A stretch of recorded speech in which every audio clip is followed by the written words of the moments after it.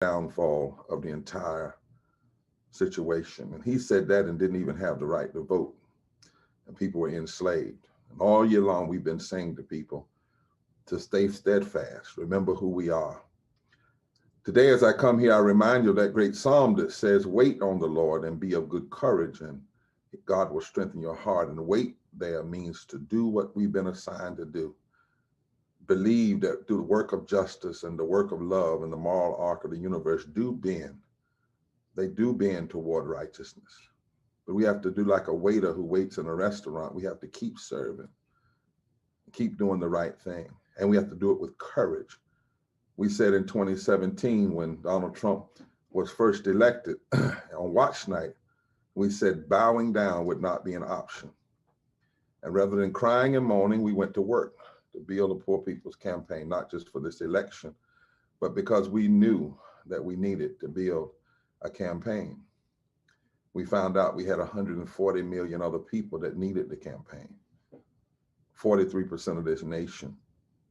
We found out that 4 million people get up every morning, can buy unleaded gas and can't buy unleaded water. We found out that racism, as it affects Black people, brown people, Asian people, indigenous people, all needed to be connected together. We found out that we were spending $800 billion a year on the war economy. And if we just cut that in half, we would still have more money than North Korea, China, Russia, Iran, and Iraq. So we went to work. And so here we are in November of 2020. And I want to, like Frederick Douglass, meet this moment with a cheerful spirit and say that what we are seeing happening right now, even as the returns are yet to fully come in, is the beginning of the end of an illusion. You know, since Donald Trump eked out an electoral college vote in 2016, he has proudly, every time he could, displayed a U.S. map that highlights in red the counties he won, despite losing the national popular vote to Hillary Clinton by more than 3 million votes. Oh, he has been as pompous as Nebuchadnezzar in the Bible. And the point of the map, like a financial statement, he used it for years to apply for credit, to claim legitimacy, to declare he had a mandate to do the extreme things he and his marauding band of politicians and enablers. This was a president who had never had the support of the majority of the Americans. He pretended, created an illusion to represent most of the country, even though he was only in the White House by 80,000 votes from an area where 2.6 million poor and low wealth people had not even voted. The red mirage, though, was not something created by Trump. It has always been an illusion. And an illusion can be broke, that for years now could have been broken if we dared to organize fusion coalitions among poor and low wealth people. And that is our work. In Wisconsin and Michigan and Pennsylvania, Republican legislatures fought hard to help Trump maintain this appearance of legitimacy on election night. They did it by delaying the counting of overwhelmingly Democratic mail-in ballots. They tried. But elections are not decided by candidates or state legislators. In a democracy, elections are decided by the people. Donald Trump did not create, though, this myth of the red electoral map. He simply exploited it. The map was created, the idea was created in 1968, some 52 years ago, when Republican strategists went in to Richard Nixon and declared that the way to win would be to create something called positive polarization, to pit some Americans against their neighbors in so-called battleground states, to deliberately split the country for political gain, especially from Maryland to Nevada, the South, and the so-called Sun Belt. All Trump did was exploit this. All McConnell has done for years have exploited it. Trump's extremism has revealed a larger and more diverse electorate, though, that has the power to reshape priorities in American public life. And this is not so much due to Democrats, because Democrats have sometimes given into the exploitation. They've accepted the illusion, and they've created so-called blue walls. But this movement, we said it's not a blue wall or a red wall. It's fusion coalitions. It's lifting up poor and low wealth people around an agenda and in a movement who choose to not only vote, but then once they vote, to challenge those in power. So now where are we? More than 72 million Americans have voted this year to repudiate extremism, racism, Trumpism that comes out of extremism, and fusion coalitions from Wisconsin to Pennsylvania to Michigan, North Carolina, and Georgia have demonstrated their power by making races too close to call, even in Arizona and Nevada. These are places where some of them, where just a few years ago, the call would have been easy. We are seeing the beginnings of the complete falling of the Southern strategy. And guess what, Poor People's Campaign? You are right in the middle of it and a major cause of it.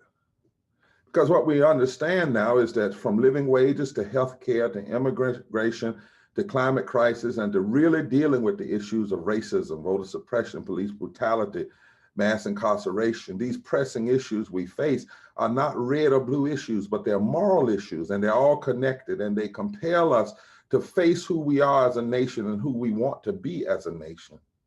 And this election has revealed that while the forces of extremist division are strong, because there's always going to be some division between justice and injustice, the first goal of our Constitution is not even unity, it's the establishment of justice. We're providing for the common defense, ensuring and promoting the general welfare. And then if you do those things, you can ensure domestic tranquility. But domestic tranquility is not first, justice is first.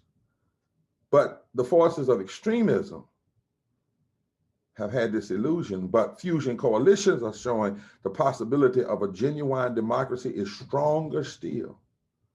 And our task now is to build together an America that works for all of us. So many people are talking about the nation being divided, and it is. When hasn't it been?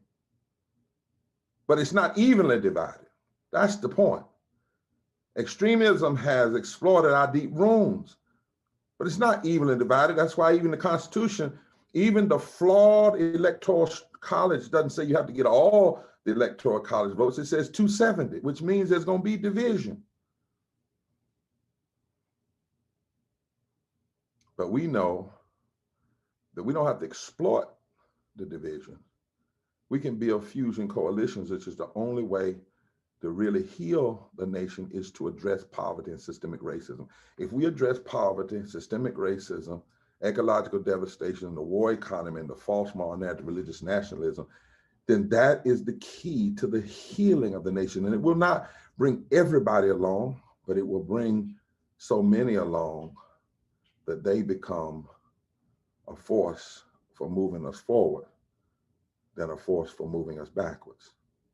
And the coronavirus pandemic, as we pray for all those who are suffering, it has not impacted the Americans equally.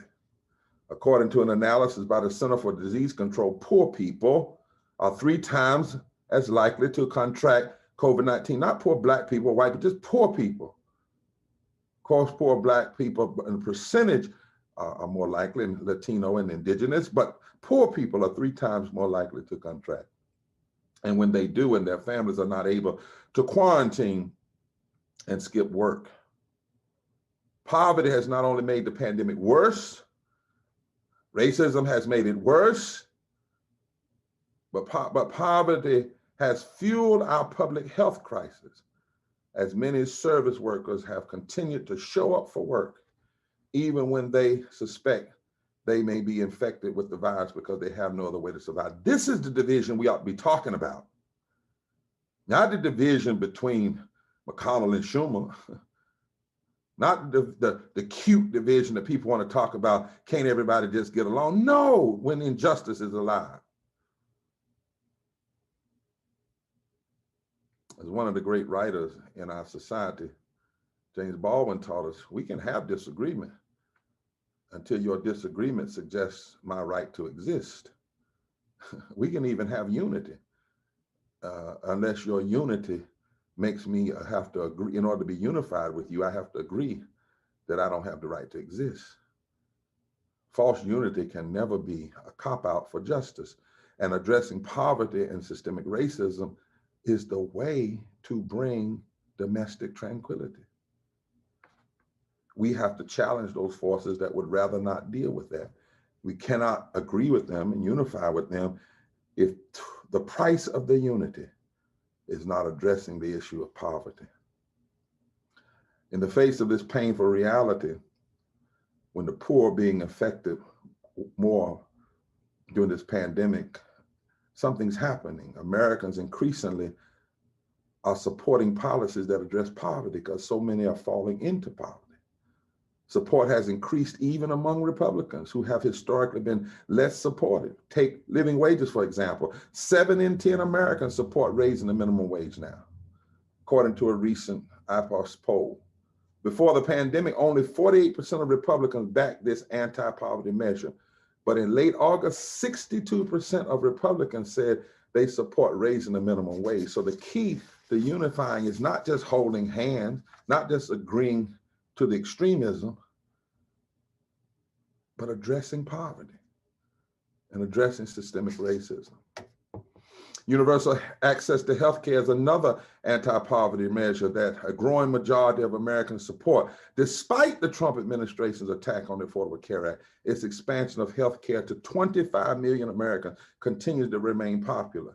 Ahead of this year's election, 63% of Americans said the government has a responsibility to make sure everybody has healthcare. So there's even support for universal healthcare. That's a 4% increase since last year. So at the very time extremists are trying to give us the illusion that people don't want health care, the people are in a very different place. And that's going to be the key for anybody in leadership. It's not to kowtow to the extremists to try to unify with them, but to unite with the people, particularly poor and low wealth people, and make this democracy work for everybody, because that's the real division we should address. When asked if the government has a responsibility to provide health care for the poor and elderly, even a majority of Republicans agree. That's why our work now is more important than ever, because we are right. Fusion moral coalitions that lift and deal with issues affecting the poor, the 5 core issues we have lifted up, are the key to the healing of this nation. They have even been the key to many people turning out to vote. No doubt this election has highlighted deep divisions in our common life, many of those that have been regularly exploited by the wealthy few. But this is not new. It's not new. This business of let's get back to place of pristine unity, win-win. This is not new.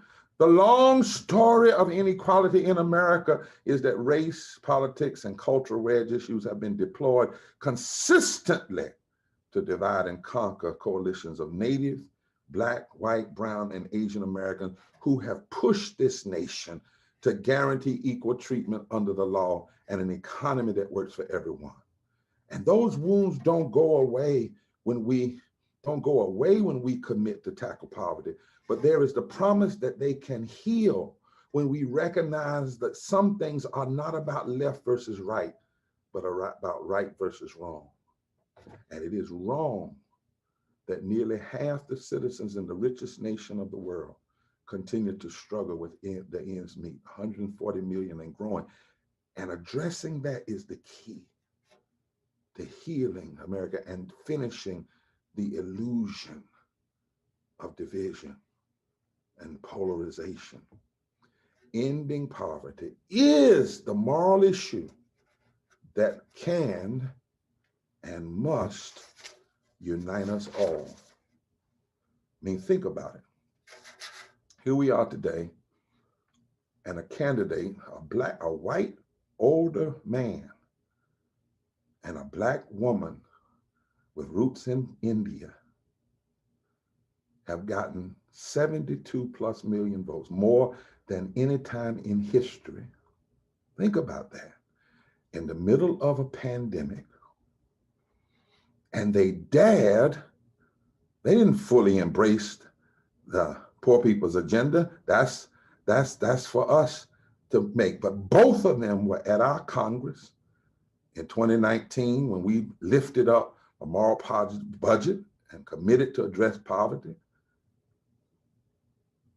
They were at our recent gathering, September 14th. The Vice President was and declared that ending poverty was centered to his understanding and philosophy of change. And they dared to run on 15 and a union, expanding healthcare and talking about systemic racism. And they got 72 million votes so far, more than any team in history. What if, when they govern, they truly decide to address poverty in the moral jubilee budget and to tap into the 64 million poor and low wealth people that are eligible to vote and address the 140 million that were in poverty before the pandemic? My God, if you can get this many votes just doing 15 in the union, healthcare, and talking about systemic racism, and they would not be there if it was not for movements and the Poor People's Campaign, the Fight 15. No. Be clear about this. And what did we do in this election? We didn't just sit back. We contacted 2 million, 2.3 million. Liz will talk about it more, 2.3 million. We did that. And over 400,000, 20% voted early. And in the states that right now, that's too close to call, we touched 1.5 million poor and low wealth people and said, join the movement and vote. We didn't even invite them to vote for candidates. We invited them to vote for a movement and to look at the candidate through the lens of the movement and vote and look at what we're seeing in Philadelphia, Michigan, and Wisconsin, in Arizona, Nevada, and Georgia, and North Carolina, all places where we, the Poor People's Campaign, went to work. And we did this. We didn't even have our mass Poor People's Assembly Moral March on Washington yet. It's gonna happen.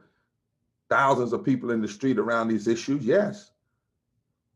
We've not even yet pushed our Jubilee Justice agenda in state houses and the United States Congress. That's to come. And already we're showing the nation the way. You want to be healed? You got to address poverty, systemic poverty, racism, ecological devastation, the war economy. Now, some are saying, well, because the Senate may have stayed the same, and some are saying the politicians aren't going to do this. Let me tell you, don't forget, we're in the middle of a pandemic. People are hurting. We might not hear it right now because of the election, but people are dying, still dying, 1,000 a day, dying, 100,000 getting infected. And the people are not going to stand for that. They're not going to stand for a new administration. I don't care what their party is, not addressing these issues. So the politicians don't get to act on us because we're not going to merely be spectators. We are participants. So all the talking heads that are saying, oh, it's going to be this and they're going to do this, they're looking backwards. They're not looking forward. They're not looking at what the movement is going to do. People took time to vote. Now that they voted, when this comes in, people are going to be engaged because we're not going to let Congress people sit up in the United States Congress with health care and protection and living wages and people not have the same thing. Don't you forget, my brothers and sisters, that we are called to be a movement. Not just to be in an election, but to be a movement. But because you moved in this election, you are seeing in front of you the ending of the illusion, the beginnings of it, the very beginnings of a third Reconstruction. And that's your work. Now we got to stay at it. We got to keep building fusing coalitions, keep building fusing coalitions. Even the closeness of the races in the South, if they don't turn out exactly like some would like, the closeness is a sign of the ending of the illusion. That's why we got to keep organizing, keep moving, keep fighting. And remember, we are not of those who shrink back unto destruction, but we are those who persevere unto the salvation of the soul. Faith is the substance of things hoped for and the evidence of things not seen. So my brothers and sisters in the Poor People's Campaign, a national call for moral revival, and to all of you across the nation who are listening, we know the answer to the healing. Address poverty, address systemic racism, address ecological devastation, the war economy. And we may not end all of the divisions, but healing can come in this nation. Because if justice comes, healing is present. If promoting the general welfare comes, healing is present. If caring for the least of these, healing is present. And all may not come, but those who come and those who are healed will be far more than enough to keep pushing this nation in the right paths of justice and righteousness and love and truth. God bless you. Please listen to Reverend Dr. Liz Theoharis and what she has to say to the nation today as we speak today. And never forget, forward, together, and not one step back. God bless you.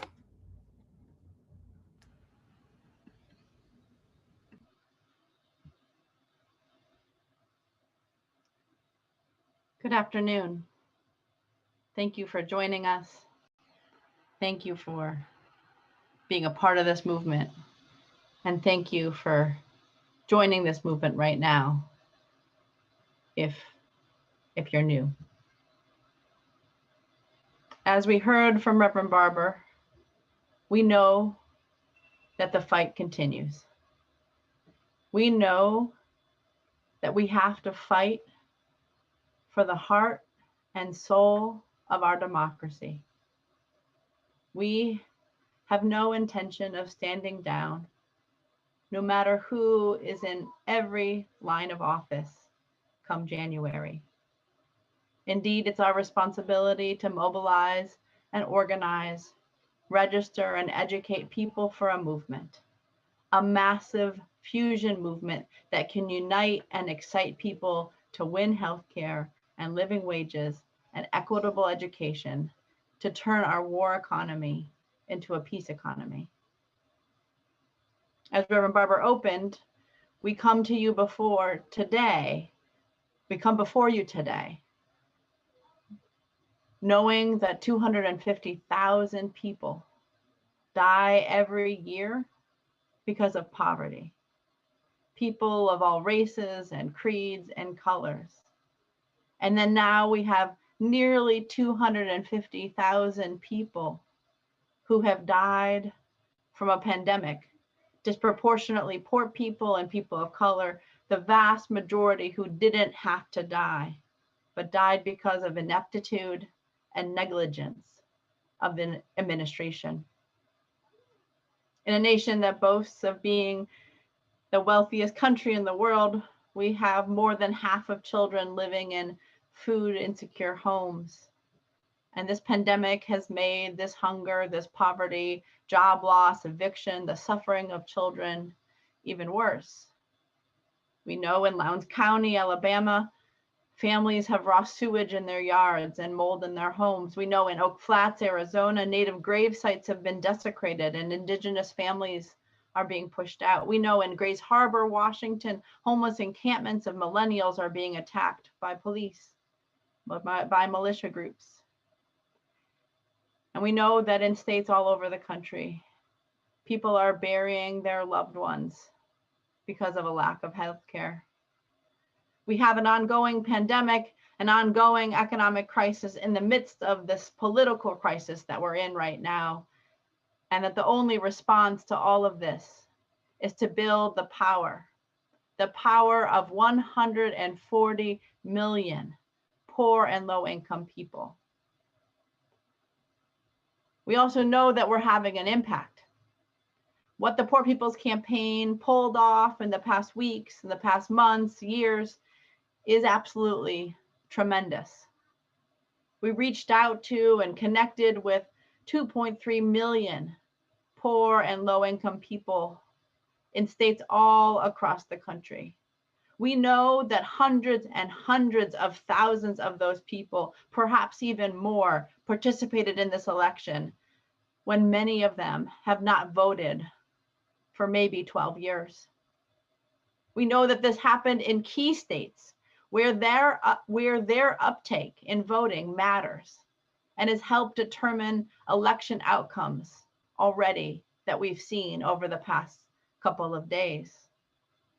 We had poll monitors at hundreds of polling places, including places that have not seen poll monitors in decades. As Reverend Barber mentioned, we raised the issues of systemic racism and poverty, ecological devastation, militarism, and the war economy, and the false moral narrative of Christian nationalism. In our national narrative, we compelled candidates to start taking up these injustices.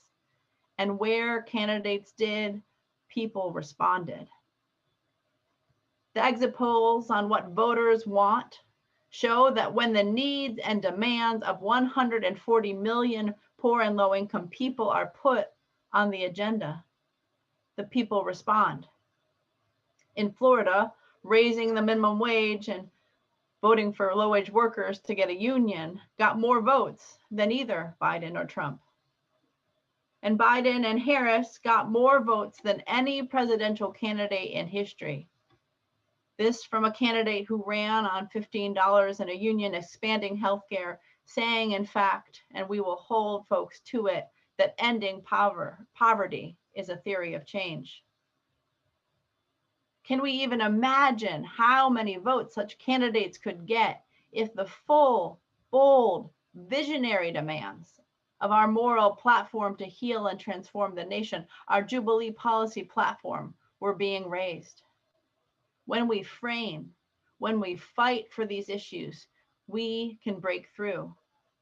This is what we have been saying, and this is what we showed even in this election.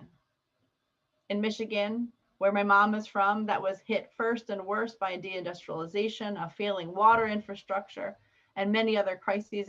And Wisconsin, my home state, a state where unions have been under attack for years, where austerity has become the norm for budgets and social welfare policy. We saw that poor and low income people directly impacted by racism and poverty, were able to turn out in large numbers and vote for life rather than death. We know that folks want health care, want the decriminalization of our communities, want social programs that lift from the bottom. We know that we need to ensure that when a vaccine is finally developed for the coronavirus, it's free and accessible to everyone. We need to curb this pandemic, and we need to pass a just stimulus. And we, in the Poor People's Campaign and our 45 states across the country, will stay focused on these issues and injustices until we have all that everybody needs to thrive and not just barely survive. The Poor People's Campaign has been sounding the alarm on voter suppression from way before this election. And to understand this election, we must continue to raise the alarm about voter suppression and an impoverished democracy. As we need to recognize this was the second presidential election without the full protection of the Voting Rights Act. In states across the country, we saw closed polling places, voter intimidation, lack of accessibility, poll taxes, disenfranchisement of those with criminal justice records. Despite that, people stood in long lines, fought hard and strong to defend the Postal Service, were determined to make their voice heard, made their own signs to ensure that voters knew where to go, provided snacks and sustenance, and made sure that every vote counts.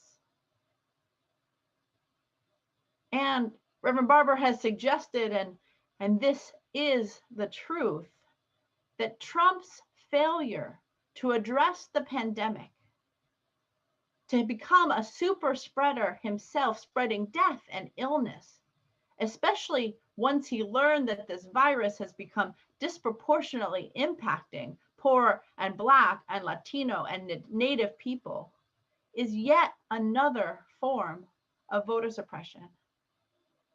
Candidates not loudly or boldly calling for the needs and demands of the 140 million poor and low income, the 64 million low income eligible voters, not hearing their name, not hearing their condition is a form of voter suppression. But we know that in American history, whenever we've faced the forces of regression, movements have arisen to call us to higher ground.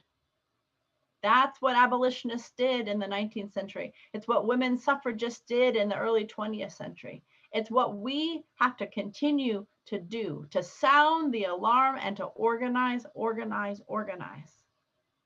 And so we know we will keep organizing. We will continue to go to communities that have been forgotten. We will continue to unite people that those in power want to keep divided. We will do this because we have to, and because we've seen it can be done. Fusion movement is the hope of this society. It connects with the words of the Reverend Dr. Martin Luther King Jr. A true revolution of values will soon cause us to question the fairness and justice of many of our past and present policies. On the one hand, we are called to play the Good Samaritan on life's roadside, but that will just be an initial act. One day we must come to see that the whole Jericho role must be transformed so that men and women will not constantly be beaten and robbed as they make their journey on life's life's highway. True compassion is more than flinging a coin to a beggar. It comes to see that an edifice which produces beggars needs restructuring. Poverty is not inevitable. Racism doesn't have to be the last word. It's systemic sin. And we all have the responsibility to partner to build a movement to confront racism and poverty, ecological devastation in this war economy, once and for all. We are continuing to organize. The Poor People's Campaign, a national call for moral revival, will be organizing caravans on Monday, November 16th, where we continue to push for a just stimulus package, where we continue to push that our democracy matters and that we, the people, have the power to organize, to provide justice for all, to establish that all needs are met.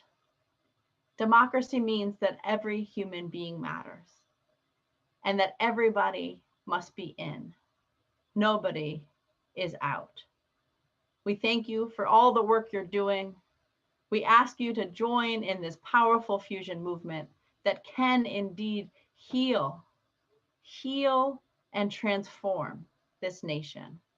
Because we know when we lift, when we organize, when we build power from the bottom, everybody can rise. And so we will do so. We will rise in these caravans on Monday, November 16th. We will keep on rising and mobilizing and organizing, and we will move forward together, not one step back. Thank you very much.